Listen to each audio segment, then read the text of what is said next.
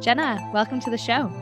Thanks so much for having me. I'm excited to be here. It's going to be so good. I'm super excited for our conversation. I think your story is going to resonate with a lot of people in terms of being in that quote unquote perfect career, but never feeling ever Mhm. happy. And I think a lot of people feel that way. They have stacked resumes. They did professional careers that someone told them was going to be the key to success and happiness, yet they're in it day in, day out. And happiness is not something they ever feel. And that's exactly what your story is all about. Yeah, totally. Yeah, I went through that myself, obviously, of doing all the things that you think you're supposed to do, right? Get good grades, go to a good college, get a good internship, get a good full time job, continue to get promoted. And then you kind of look around and you're like, wait a second. I thought if I followed this path and I did all these things, it would bring me happiness. It would bring me fulfillment. It would make me feel better than I'm feeling right now. I kind of had this moment where I looked around and I was like, is this all there is? Is this what I worked for? And so many of my clients resonate with that as well, of feeling the same way. And then they're like, okay, now what?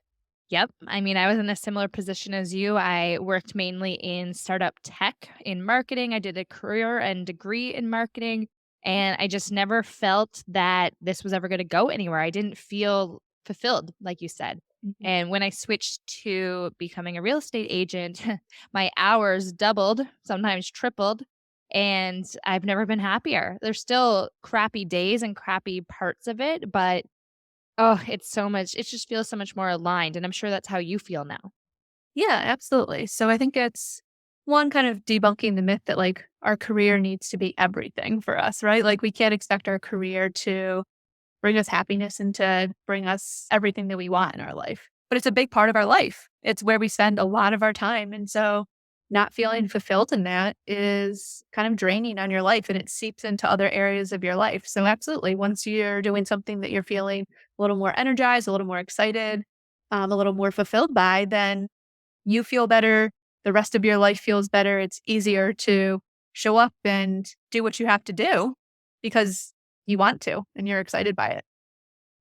I like what you said where our careers take up a good proportion of our day, 12, if not 14 hours, and for some people, even when we're not working, it's on the brain. And I've always envied people that work in the type of jobs where when they leave that facility or office, their job stops and they're kind of off the clock. And I've never been able to be that way. So when I was in a career that I didn't love and I was like, okay, so thinking about this job is all encompassing and the nature of my personality is going to allow that and I'm not happy. Wait, so that means 24 hours of this underlying unhappiness. This is not good. Yeah, You know? totally.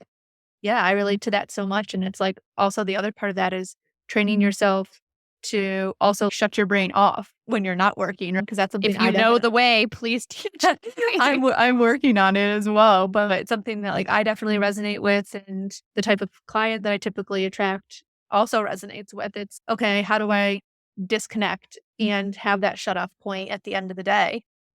Especially now when we're working from home, just like the dynamic over the past few years, like all the lines are blurred. But taking work home or letting it occupy your mind is definitely something that's easy to do, but also not the best for your mental, emotional, physical well being, right? Like we need to have those breaks and give ourselves time to focus on other things. You say the lines are blurred. They're so blurred. I don't even know if there's lines anymore. Like it's bad. Yeah, it is. It really is. Now, you have a degree in finance and spent the majority of your career climbing the corporate ladders of insurance and consulting. These are big, prestigious careers, and a lot of long hours come with it and a very specific lifestyle. I guess my first question is what brought you down that path initially as a career? And then Mhm. also, can you talk to kind of what that lifestyle was like? Yeah, sure. So I think going back to when it was time for me to start thinking about college, I was like very practical in the sense of, oh, I'll just do business because that's what you do. That's how you go and you like make a good living to support yourselves and have the kind of life that you want to have. So I went into college, I went to a business school and was like, okay, I guess I'll do finance. And that was like kind of it. I was never like passionate about finance or really. And so coming out of school, I worked in insurance for 5 years, more of a development program when I first started. And then I moved into more startup roles within a larger organization. So I always really thrived on doing a lot of different types of things within one role. Like I liked the variety and being able to do different things, and being in a smaller team that was a startup, newer, got to really develop a lot of new things, new ways of doing things, work on cool stuff, and really shape it from the ground up, which was really fun and exciting, especially within like kind of an old, stodgy, like insurance type of infrastructure that I was in. So that was cool. And then as I was in that role, I was working in like a suburb, like a smaller city, and I like desperately wanted to be in Manhattan and just be in a bigger city. That was part of one of the things that I really wanted to do in my 20s. And I was consulting had always been on my mind as something that I had thought about. So I made the decision to move into consulting. When I made the move into consulting, I was looking between going with a bigger firm or more of a boutique specialty firm. And for me, I decided to go with more of a specialty boutique firm. So consulting is a grind. If anyone is familiar with it I have many listening, friends it's in it, so I've heard. yeah. And it's so, I think the unpredictableness of it is one of the most challenging parts. It's let's go to dinner next Thursday. And it's okay, sounds good. And I have no idea if I'm going to be here. Um, You're like, "Call me Thursday lunchtime and see if what my day is." Yeah, so it's like between the travel, the just the hours in terms of the work that you're doing, it's a lot. And Talk to me about a day in the life. What time are you waking up? What time are you going to bed? When do you see your friends, if yeah, ever? And what's the travel like? Where are you yeah. traveling? Um, so I've kind of blocked this from my memory, so let me tap back into it. PTSD? Yeah. So honestly, like it ebbs and flows. But I would say for me, I wasn't at a firm where we traveled Monday to Thursday. So there's definitely firms that that is the norm. And like you're on a plane Monday and you're coming back Thursday night on the last flight. Like that wasn't my firm. And that was one of the reasons that I chose my firm. And I wouldn't have done well in that type of scenario. So I would say I was probably on the road like still probably 2 nights a week, depending on the client that I was working on. When I left, I was also responsible for selling work and selling projects. So then add in the mix of managing clients and managing projects, but also getting new work and bringing new accounts in. So that added another level of travel and busyness to Yeah, it. you're consulting and doing business development. Yeah, It's 2 yeah. jobs. So a lot of different hats. But for me, I like working out was like what I did to stay sane. So it's part of my journey and why I left was actually health related. I got so burnt out and just wasn't in a good place that I was like, I can't do this anymore. But workout for me in the morning was so important. Of like I'd go to spin or I'd go to a hit class and it was like anything to like burn a lot of calories and start myself out for the day. You're getting Uh, yourself hyped up. You're like, "I have a crazy day ahead of me." Yeah, yeah, but we don't have to touch on this, but health-wise, you're just kind of putting yourself in your cortisol spiking and you're just maintaining yourself in like a fight or flight type of Mhm. But in those types of place. careers, it's all you can do to survive. It's true. Yeah, I guess it's like when you know better, you do better, but at the time it was what I knew and I thought it was best for me. Yep. But yeah, I would say like, typically like I get into the office like around 8:30 and my day was like basically on calls back to back all day. So, One day of that and I'm exhausted, so you did yeah, so years. yeah, years of that. So that would be like, until 5, 6 o'clock at night. And then it's, oh, okay, now I have time to do my work.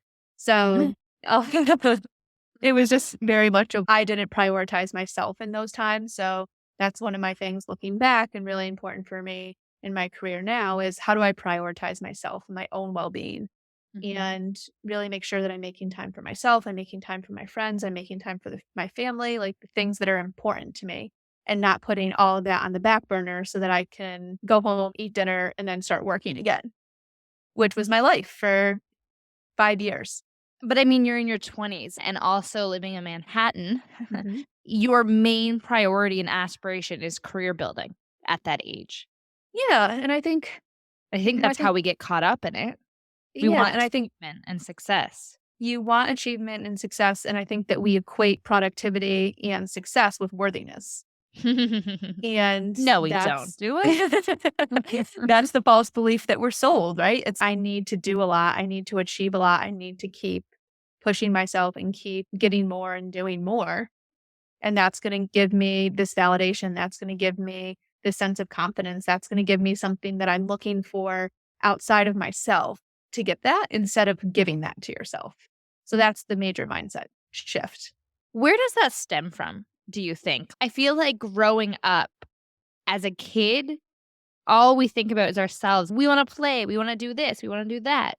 But then at some point, something shifts and we're looking for someone to dictate what we're doing is correct. Whether we're doing something that's worthy or successful or like, when does that start? Yeah. Yeah. That's such a loaded question. So I'm really into like neuroscience and our mind. And so 95% of our thoughts that we have come from our subconscious mind. Mm, And so we're not even aware of the place where those are really coming from. They're just, it's so ingrained in us. We're not even thinking about it. And as you think about those thoughts, our hardwiring, our deep belief, our software basically that like runs our mind. And the science shows that most of those beliefs, most of that programming is developed by the time we're 10. shit, So it's, hey. yeah. So as we're growing up, we start, like you said, we're very connected to ourselves. We're very connected to our intuition, doing what feels good to us. Then it's like from society, from our parents, from what we experience at school, like how our culture is structured. We get all of these messages around what we're supposed to be doing that we start to question ourselves. We start to look outside of ourselves. We start to believe other people instead of believing ourselves. And as we get older, that just magnifies, right? It's got accolades for doing well in school. You get good grades, you get praise from your parents, right? Then you start to look for those things and it just snowballs and it continues because that's the belief that you have wired into your system. We're like a monkey with a banana smoothie. Every time we do something right, we get that dopamine hit.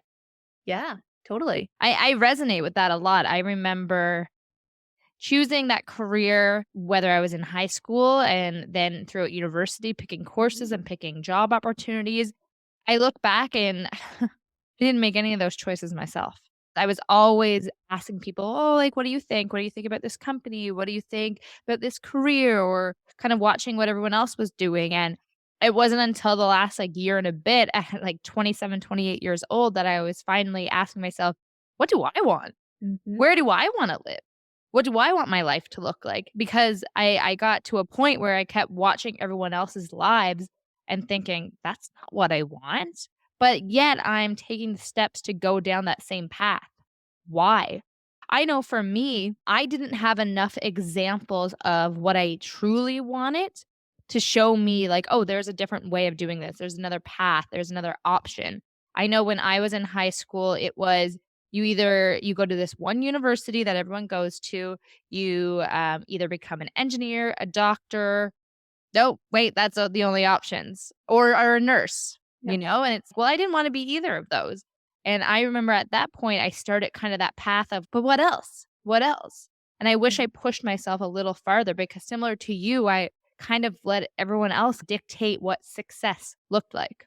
Yeah. And I relate so much to your story that you just shared of, we're so young when we're making those decisions, right? And I think what you're saying of there's a societal standard of what's appropriate. And I really give a lot of credit to people that decide I don't want to go to college right now or to Mm, university right now because I don't know what I want to do. And then those people come around later, they go and do something else. Like for so many of us, I think we don't know what we want to do. So you're just kind of going and you're just following blindly like this path without really knowing and asking yourself those questions. I think these are all things that we should be really focusing way more heavily on I know, I when know. we're in high school. But then I think the reason why so many people are feeling that as they go through their 20s is you shift and you change and you grow as a person. What's important to you now isn't going to be important to you in 10 years. What was important to you 10 years ago isn't as important to you now, right? So it's like we try and put ourselves into this career and Mhm. this is what I'm going to do. And it's like we shift and evolve and change as people. We need to start to normalize that our careers can do that with us. We need different things at different stages of our lives, and that's okay.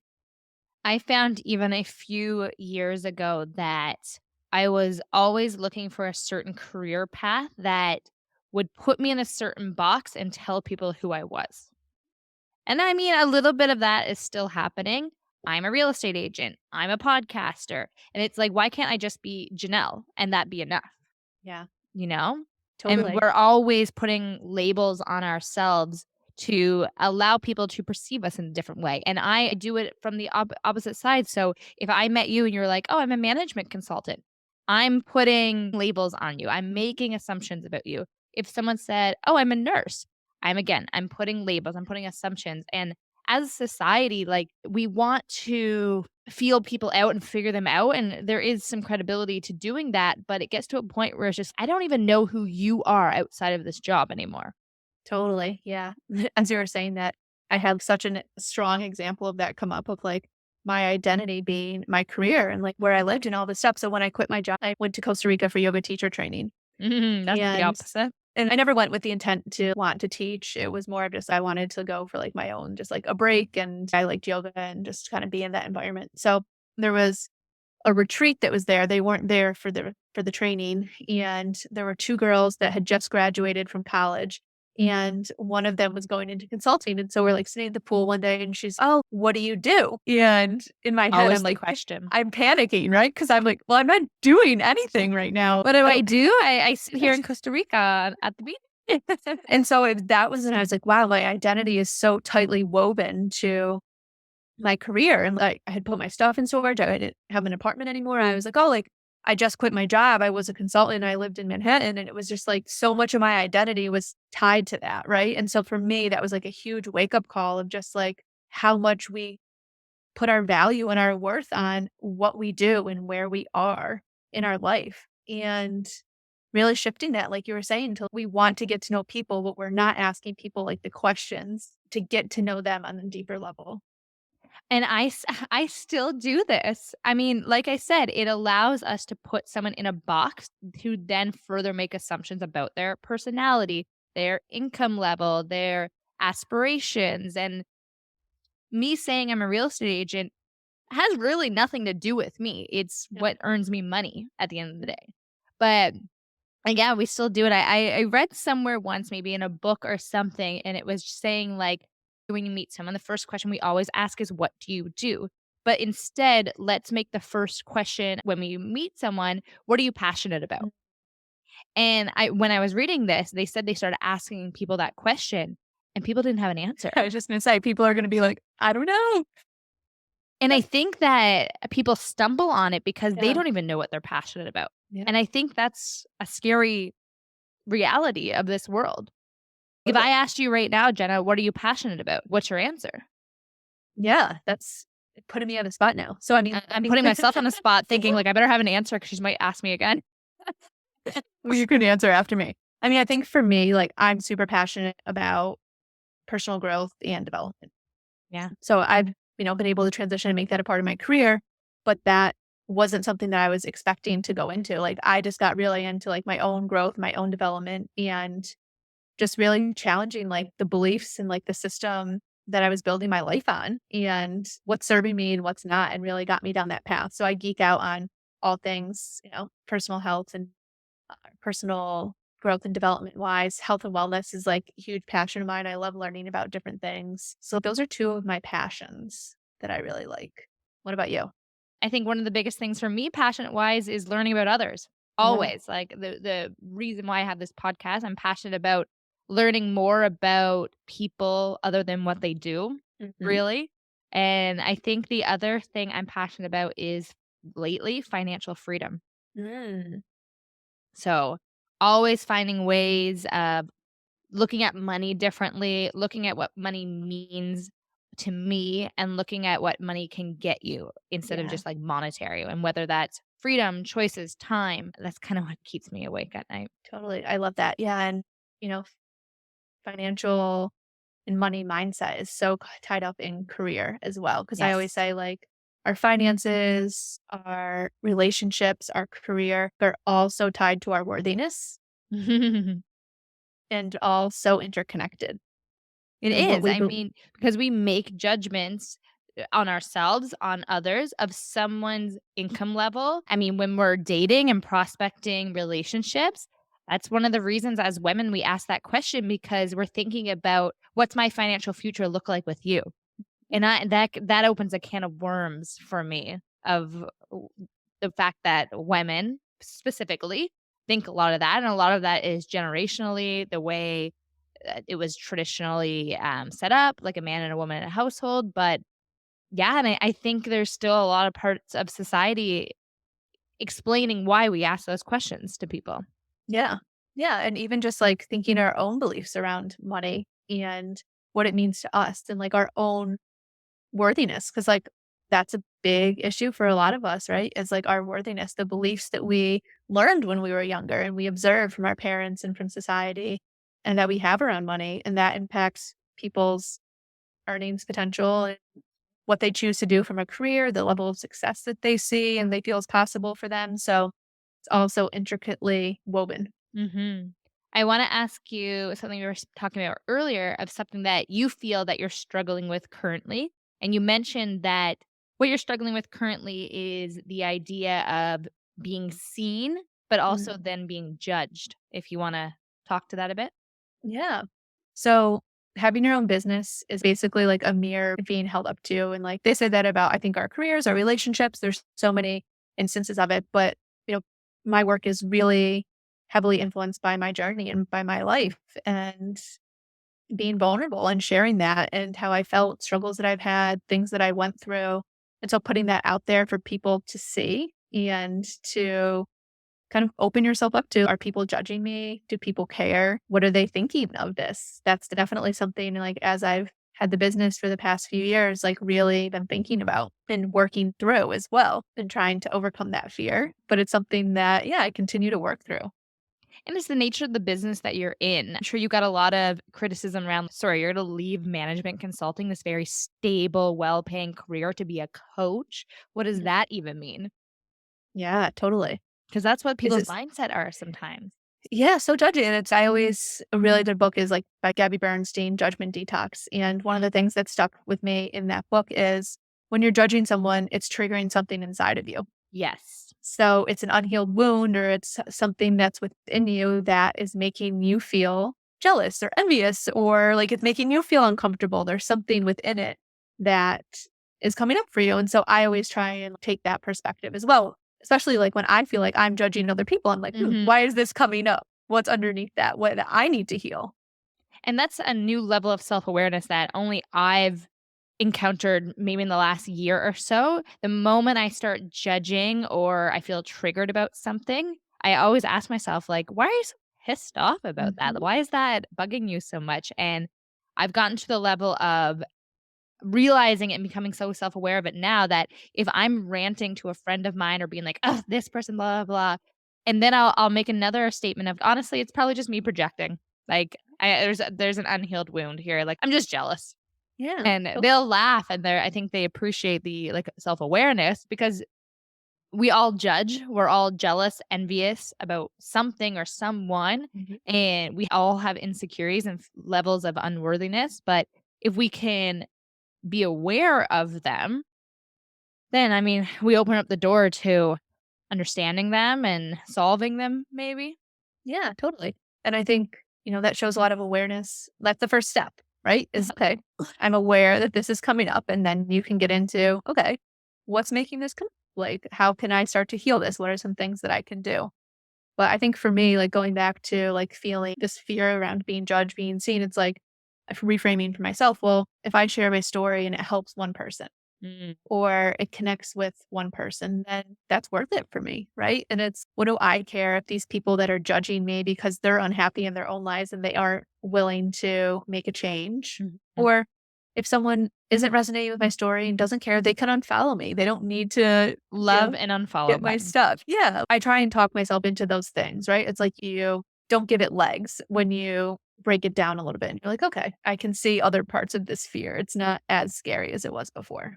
Is there anything that you've maybe shared on social media or put out there that before you hit send or post, you're like, "Oh, do I really wanna share this? It's, like, a little too personal." Yes, I mean, I think probably my very first post that I did around going into coaching because I, like, really shared my story of just, like, how unhappy I was in Mhm. life that looked really good from the outsider, and just how much I was searching for something, and I felt, so unhappy, so miserable, so stuck in that life, and I didn't know a way out. And it took me a while to get there and to really figure out, okay, what's my next step? Because I didn't know what I wanted to do. I was afraid to leave the money. I was afraid to leave the job. I was afraid to leave this life that I was supposed to be in the city. I'm supposed to be like working a lot. I'm supposed to be doing all these things. It's the New York way, the New York City way. Yeah. And so I think sharing that and just kind of getting into how deeply unhappy I was and feeling like I wasn't worthy of something better and feeling like I didn't have the confidence to go into something better, like outing those things, kind of that shadow parts of yourself. Because you're It's a making it lot. real. You're like, if I'm posting this online, I'm validating to myself, like, this is how I feel, and I'm Yeah. letting other people in on it, and as there's Yeah. no going back from this now.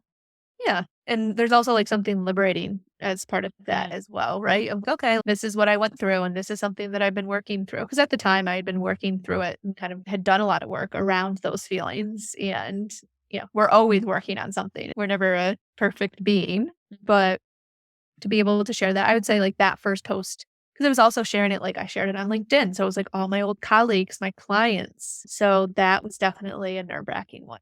I find a lot of women, especially, and just people in their 20s and 30s, we get so caught up in this comparison game. And as you said, from the outside, your life looked pretty amazing. You're living in Manhattan, you're working this really cool job, you're traveling all the time, you're out to Mhm. business dinners, you're making a ton of money. I can probably afford a really fabulous place in suits all day, on and on and on. But once people learn that deep down, like, this is not all it's cracked up to be, I think people are genuinely surprised by that because there's a lot of people looking from the outside wanting your life. Yeah. And I think that's the thing about you never know what someone's going through. You Mhm. can look at someone, whether it's, their life, their relationship, whatever from the outside. You never have any idea what's going on. We see everyone's highlight reel and we see the good pieces of it, right? Like people are way less apt to share the struggles and what's not going well. So Why? totally. Yeah. I mean, I think probably goes back to a lot of societal things as well, right? In terms of, Show your weaknesses. yeah, of how we're taught to kind of grin and bear it and make things look good. But yeah, I love the realness movement that's coming out now, more of like people showing how they're feeling and not just the good side, the struggles as well, because we Agreed. all have them. My God, I got a new one every day. I want to ask you about a little bit more on the unhappiness and unfulfillment in your career. What did that look like in practice, that unfulfillment? Is it going to bed, just, oh, what did I just spend my whole day doing? Is it just feeling burnt out? What does that look like? And the reason why I'm asking is I'm sure there's people listening to this that feel unfulfilled, but aren't sure where to point at what does unfulfillment look like. Yeah, totally. And I think it looks different for so many people. So I think, for me, I was looking for something outside of myself to feel fulfilled. So I was like, oh, well, this job's kind of bad, but, once I'm dating someone, it'll be better because I'll have a distraction. Or once I get the next promotion, I'll feel better. I was always looking for something else. Or then it was like, okay, like shopping, I'll go and buy myself something, right? I was always online shopping and buying stuff. Going out, like I was drinking a lot. I was like looking for all these things that I could do to make me feel better temporarily. I'll work out more. I'll do all these things that will make me feel better temporarily because I wasn't feeling good at work and I wasn't feeling good in this life that I had. So it was just me really turning a blind eye to the fact that I was really feeling unfulfilled. I wasn't feeling happy. I mean, I look back on it now and I'm like, well, it definitely, I think, classic signs of depression of just like mornings I didn't want to get up, right? Or get out of bed and wasn't excited about the day or have really any passion for what I was doing. And one of the big things was like, I took a step back and I was like, I don't even like the person I've become, how I'm talking to people, like my reaction to things, just like my general feelings about life. Like I wasn't excited about anything. And so I think those were probably some of the big ones for me that stuck out. I feel like you just described my life. Maybe not as much like today, definitely some days, but definitely Yeah. a couple of years ago, the relationships, the shopping, the drinking, those are my Mhm. vices all Yeah. the time. Yeah. Boys, shopping, and drinking. All at Yeah. once in one night if possible. It sounds like a really good night. I know, it really does.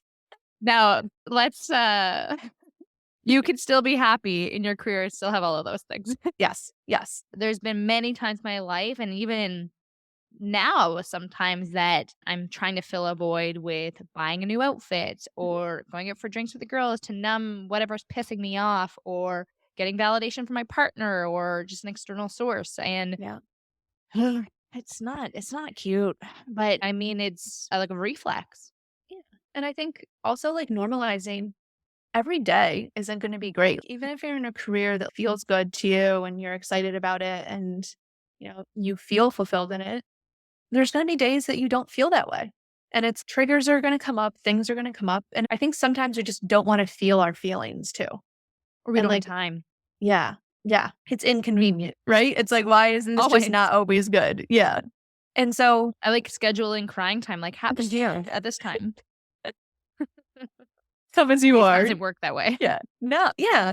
It's true. And I think also like creating the space for ourselves to just be more human and to feel what comes up and to be like, okay, what do I do with that now? Are there changes that I need to make? Did I just need to cry? Did I just need to vent? Did I just need to kind of let it out?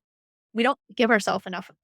I know, I know. And even what you said, as you started to make those changes into the next career, what did those changes look like? Obviously, you went away and took a little bit of a break for a bit. Obviously, you had to put yourself in a financial position to do that at first. So there's some steps that you need to take to and you're a management consultant. You know this. Like you're gonna take very risk adverse moves. But when you came back, what did that look like? So I was in Costa Rica for a month and then I traveled in Europe for about 2 months. A friend was finishing business school in London, so we were there. Then we went to the south of France around Aix-en-Provence and Cannes and Nice and along the coast.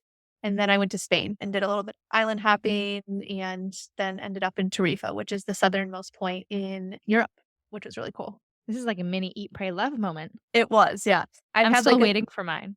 yeah, but it's I highly suggest them. So I always joke I took a sabbatical before I ended up deciding to quit my job. And I call that like my little eat, pray, love trip. I was in Thailand for that. I find But a lot of management consultants do that. I think it's the nature of the work. What's cool about management consulting is every new project feels like you've started a new job. It's a new challenge, it's a new problem. You're working with a different group of people because it's a new company, perhaps, for the project. But I yep. hear of a lot of management consultants taking sabbaticals all the time. And I don't know if it's the nature of just the long hours and wanting to go feel like life is out there a little bit, but a lot of people in those high corporate jobs often take like a full month off just to feel a sense of life again. Is that how you felt? Yeah. So it was definitely becoming I was probably one of the earlier people in my firm to do it. But yeah, as you look like across the industry and stuff, like there's some companies that like that's built in as like a perk that people get. And I think it is the nature of the job. It's very tedious. It's very consuming. It Mhm. consumes your life. And so I think it's a great time to like kind of step back and reflect on what's important to me. What do I want? And is this aligned with what I want? If yes, great. And then if not, what do I do about it? And so So that's you what I came really back used. and obviously didn't feel aligned. Yeah, I came back knowing I didn't feel aligned, not wanting to come back. And, most decisions a lot in New York align around like your lease and when your lease is Yeah. up and Talk to a everything. So, realtor. I get it. yes, I know you would get that. So yeah, for me, I came back and I was like, okay, like I have my lease for another 5 months at this point. I know I don't want to be in New York anymore. I need a change. I don't want to do this anymore. So that was kind of my drop dead date of, okay, I'm not going to renew my lease. So that means I need to do something.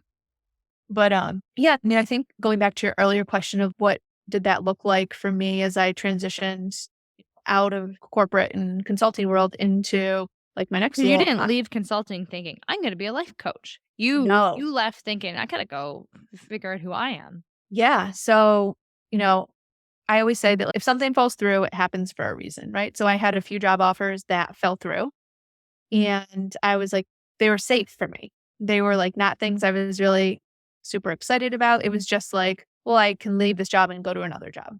And then I was like, you know what? I'm still going to do what I wanted to do. I'm still going to take the time and go and figure out what I want to do because I'm just not in a place to make those decisions right now. I don't even know who I am anymore.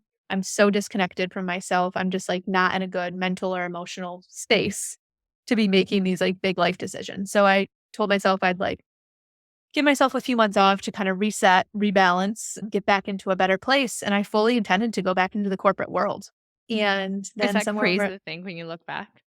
it is, yeah. And definitely was tested with that along the way of like people approaching me for things and really staying true to myself once I made the decision around coaching that no, I want to do this and I'm going to pursue this and see what happens.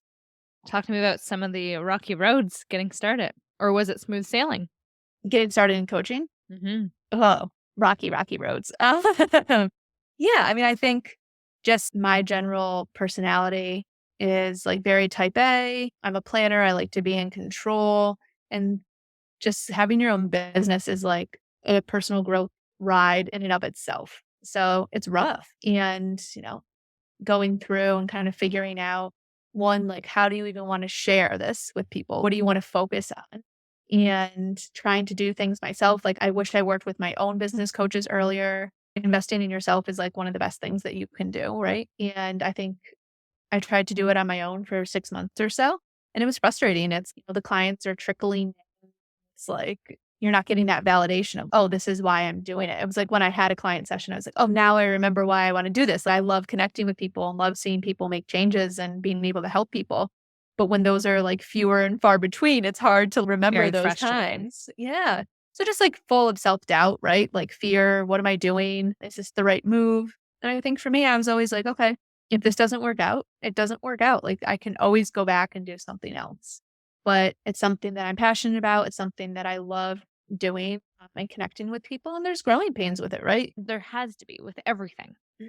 And going back to what we were talking about with the podcast is you can't expect to be like if you go 0 to 100, right? There's growing pains. You have to keep I want it to. yes. Yeah, same, right? It's like we wanted to, but you have to keep showing up. You have to keep, being consistent of going out there and sharing. And if it impacts one person, if you talk to one person, then like you have to be like, okay, that was a win. And so That was worth it. yeah, and so for me, like one of the shifts that I made is really focusing on my wins, like big and small. Every day I write down my wins. And sometimes those are client wins, sometimes those are my wins, sometimes it's a blend. But it's like celebrating along the way cuz like we wait until like, oh, I'll be successful when or when it looks like this, then it'll be great, right? But it's like instead of enjoying the journey and the path that you're on, everything that's going to take you to where you want to go.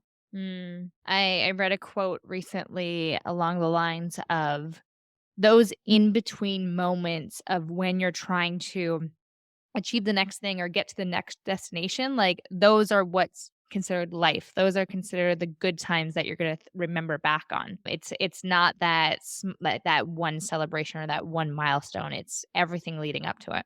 Yeah, totally. And that's what makes it so much sweeter when we do get there. And Yeah. I've really been trying to be cognizant of and like with my clients too. It's like when you get to that moment of that accomplishment and that achievement of savoring that. Cause like we're so guilty of just being like, okay, what's the next thing? And it's no, like you worked for this, you worked hard for it. Like savor it. Savor it, enjoy it, celebrate it. I know. And we do also get caught up in comparing our celebrations to someone else. Mhm. So I know like a podcast that started around the same time as mine. Now, mind you, this girl had a full platform and a following before she hit 10,000 downloads like within the first like 20 episodes. Yeah. And I really compared myself where I said like, oh, I guess mine's not as successful as that. But I need to remember when I hit the milestones leading up to that, that's still as huge. Mhm. And, like, those are milestones for me, not necessarily for her, Yep. Yeah. you know? Yeah. No, it's so true. And everyone's journey looks different. Mm. And everyone has different things that they need to go through and learn from, right? And it's just be like, okay, this is my journey. This is what I'm going through for some reason, right? And I'm going to embrace it. And if it doesn't look like someone else's, then that's okay. Who knows what else she's struggling with, right? We see what we want to see. Don't we ever, don't we ever? And we forget that what we see of someone, again, highlight reel and again, curate it. Hmm. And we're both guilty of it as well. I'm not. Totally.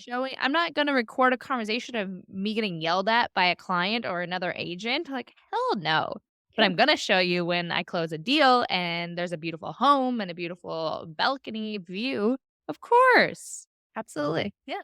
But No, I think it's people forget that there's a lot of crap leading up to that one curated post where, for another example, someone's relationship, if you're following someone and you think they have the perfect relationship and every post of them and their partner is so perfect, they probably fought a day before about some bullshit. They're yeah, not posting that, but totally. there's getting through all those fights and hard times. It's what allows to create a beautiful relationship and be able to post this beautiful photo. Yeah.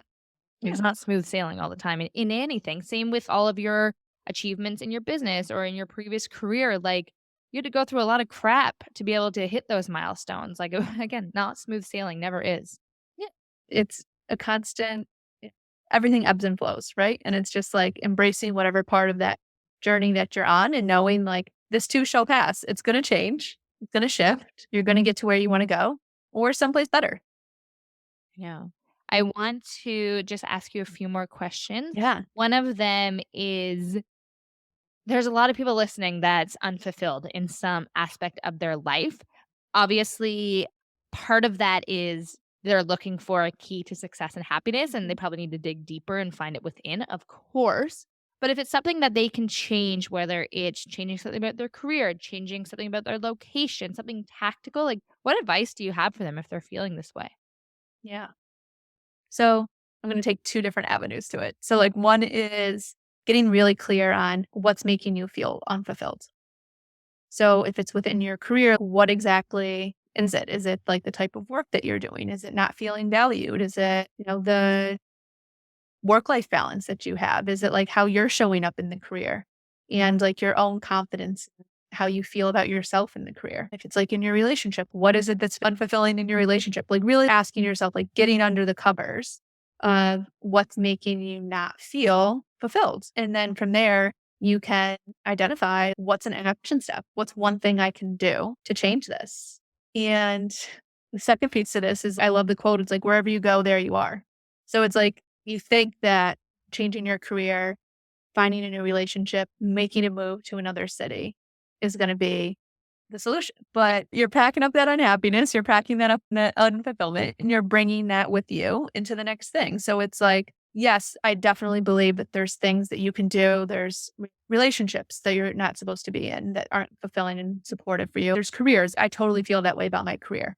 But I also feel like there were things I could have done in my career to make me feel that I could have gone more within myself. I could have taken care of like my own well-being, my own mindset and how I thought about things and my own perspective on things that would have changed in my reality as a result. And so putting those two things together, I think are important. And then to add on to that, how do we find happiness within ourselves? Because some days I think I got it figured out. Some days I think I'm doing a good job, but I could always use another tip because True. I've lived in 5 provinces so far. And I feel like I'm always running towards and searching happiness. I'm always making changes. I've had many people say, like, when you're motivated to do something, you just do it. And it's like, I know, but like maybe I should just stay still for a bit and see if it's something internal. So, any tips? Mhm. Because I could use them. I feel like if I had the answer to this, I would be in a much different place. But Yes. Well, what do you tell your clients? What have no, helped them so far? no, yeah. So I think my answer to this one is really spending time in the present. Like we get so focused on the future and all the things that we want and what's going to happen and really getting ourselves worked up and anxious about things. And something I've really been focusing on is just how can I feel good in the now? When you feel good, when you do things that bring you joy, that make you feel good. And when you feel good, life is better. Life is good, right? And the things around you are good. So I would say, like, really thinking about what are the things that bring you joy that make you feel good. I like to start every day, like, I go out when I go for a walk and like being out in nature, like, that makes me feel like grounded. That makes me feel like a way for me to start my day, like being very centered and is enjoyable for me. Like, I love being near the beach. There's lots of different things, right? When you think about, what can you do that makes you feel good? Is it having a dance party? Like, just like putting on some music and like dancing around. There's lots of different things. Like asking yourself, like, what brings me joy and how do I do more of that in my life? Amen. Anytime I go for a walk, especially in the mornings that I don't get out, whether it's even to go buy coffee and just walk to go get it, sometimes that makes a world of a difference. Even just 5 minutes. I don't need to go do an hour walk every morning, but even just like seeing movement outside of people. If I don't hear many birds chirping here in downtown Toronto, but yeah, just seeing the aliveness, feeling a little bit more grounded. Yeah, I resonate with that a lot. It Yeah. sets your day up completely differently. Yeah. Yeah, absolutely. So I would say that there's definitely other things like I'm big on morning routine. So that's one of the things that Yes. I do with my clients is like, what's a morning routine that like makes you feel good, makes you feel supported, makes you feel grounded. And that's going to look different from everyone, but it's like a great way to start your day. And how you start your day is usually how your day goes. Right. I know. And I think that's it. It's like the intention behind it. You know, we just are like, oh, like I feel sad or I feel bored or I feel whatever it is you want to feel. It's like, how do you want to feel? Mm. And then Instead what of can being you reactionary. yeah, it's like, how do I wanna feel? And then what can I do to get myself there? Mm. And not spiritual bypassing, I'm not saying that, like, letting those emotions flow, like, feeling those feelings, feeling what's coming up, but, like, also, like, doing things that are gonna help you out, that are gonna support you, that are going to help you feel the way that you wanna feel. Right. Yeah, I feel that. Last but not least, I want you to plug your website, your coaching. I want you to also plug the freebie that I just was looking at on your website. It's super Oh, cool in terms of like how to get aligned in your career. So if you want to speak to that a bit. yeah, sure. And so if you go to my website, jennagreco.co/career audit, maybe you can link it in the show notes. So that's the freebie. And I'll put a link in my Instagram bio as well. But it is essentially to help you get clear on what's making you feel unfulfilled in your career. So it basically helps you do an audit of there's 8 different categories that it'll take you through and ask you to really rate what's working, what's not, how are you feeling, and help you get clear on what are the areas that I need to focus on and what are some action steps that I can take to make this better and make this career more fulfilling for me Yeah, or for and you. I went through it and it's such a great exercise into allow you to reflect on your current situation, put some action steps like you said, but to really boil down, it's like, do I hate my job or do I hate this one thing that's happening? Because a lot of people think, "Oh, I'm just going to get a new job." And it's the grass is never greener. You're going to deal with the same shit whether it's in a job or your new relationship or a new city if you don't figure out what that actual thing is. Totally. Yeah. And that's exactly it. It's like getting that clarity around what is it that's underlying it that's making me feel like this is off. I know. Because once you have that, you can make an informed decision Mhm. on how to move forward. Instead of emotional. Yeah, exactly. Because yeah, God knows that's all I'd make is emotional decision. Yeah, so it gets you out of that quick emotional kind of gut reaction to things. Agreed.